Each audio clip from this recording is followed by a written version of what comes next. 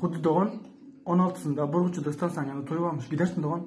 Gideriz. Kimin toyu var? Kimin toyduğuna bilem yok, lakin şu Pırgırı'nın yanında stansiya var ya şu yerde. Deseram var sen kardeşim. Şolar yakın yere. Gitse ya lakin karındayım. Zor olur doğan. Giderse arak para içip jilet kaydarsın hem. Ne diyelim kızla konuşu deyip ha.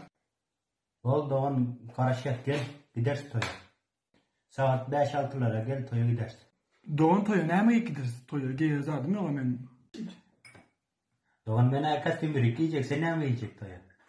Doğan benim kastım bürüğüm. Bağda lakin patinkam yok. Patinkam tüflüğüm. Tek koptu. Şöyletme şunu. Bağım tanışın.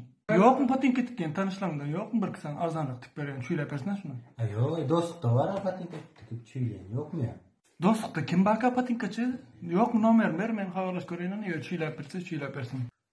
Ben daha nomer yok patinke şöyle ne tıkıyor. Mail doğan atan patinkası var